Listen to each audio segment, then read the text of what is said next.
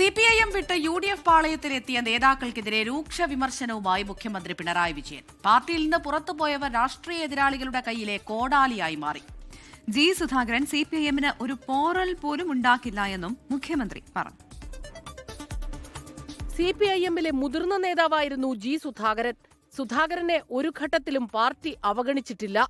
പാർട്ടിയിലും സർക്കാരിലും അദ്ദേഹത്തിന് നിരവധി ഉത്തരവാദിത്തങ്ങൾ നൽകിയിരുന്നെന്നും മുഖ്യമന്ത്രി പറഞ്ഞു. ആലപ്പുഴ പാർട്ടി ജില്ലാ കമ്മിറ്റി അദ്ദേഹത്തെ പ്രത്യേകമായി തന്നെ പരിഗണിച്ചു. അതിൻ്റെ ഭാഗമായി ജില്ലാ കമ്മിറ്റി ഓഫീസിൽ ഒരു പ്രത്യേക മുറി തന്നെ അദ്ദേഹത്തിന് ഉപയോഗിക്കാൻ വേണ്ടി അവിടെ ഏർപ്പെടുത്തി. അത് എവിടെയാണ് അവഗണനയുടെ പ്രശ്നം? ആലപ്പുഴയിൽ നടക്കുന്ന ഏതെങ്കിലും ഒരു പ്രധാന പരിപാടി അദ്ദേഹത്തെ ഒഴിവാക്കിയോ? 75 വയസ്സ് കഴിഞ്ഞാൽ ചുമതലകളിൽ നിന്നൊഴിയുക എന്നത് പൊതു തീരുമാനമാണ്. എല്ലാവർക്കും അത് ബാധകമാണ്. ജി സുധാകരനെ ഫോണിൽ ബന്ധപ്പെടാൻ ശ്രമിച്ചപ്പോൾ അദ്ദേഹം അത് നിരസിക്കുകയാണ് ചെയ്തതെന്നും മുഖ്യമന്ത്രി. അദ്ദേഹം അവഗണിക്കപ്പെട്ടു എന്നുള്ള ചിന്ത അദ്ദേഹത്തിന്റെ രൂഢമൂലമാണ്.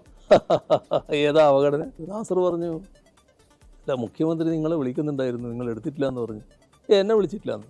എന്നാൽ ഒരു കാര്യം ചെയ്യാം, ഞാൻ വിളിച്ചു തരാം. ഇപ്പോൾ വേണ്ട ഇപ്പോൾ വിളിക്കണ്ടെന്ന്. അങ്ങോട്ട് സംസാരിക്കാൻ താല്പര്യമില്ല എന്നുള്ളൊരു അവസ്ഥയാണോ അത്? അതാണല്ലോ അത് കാണിക്കും. അതോ അതങ്ങോട്ട് പറയാൻ ബുദ്ധിമുട്ടാണോ? അപ്പോഴേക്ക് മറ്റ് ധാരണകളായി കഴിഞ്ഞു എന്നല്ലേ അതിന്റെ അർത്ഥം. ജി സുധാകരൻ പോയതുകൊണ്ട് പാർട്ടിക്ക് ഒരു ഭയവുമില്ലെന്നും ആലപ്പുഴയിലെ ജനം പാർട്ടിക്കൊപ്പമെന്നും മുഖ്യമന്ത്രി പറഞ്ഞു.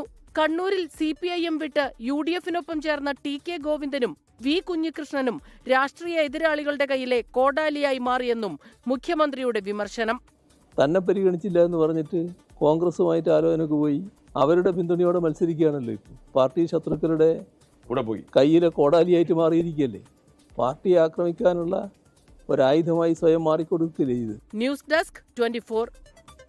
ലോകത്തെവിടെയായാലും ഏത് സമയത്തും 24 വാർത്തകളും ഓഗ്മെന്റഡ് റിയാലിറ്റി പാക്കേജുകളും എക്സ്പ്ലെയിനറുകളും വിശദമായി കാണാൻ ഞങ്ങളുടെ YouTube ചാനൽ നിങ്ങൾക്ക് സബ്സ്ക്രൈബ് ചെയ്യാം.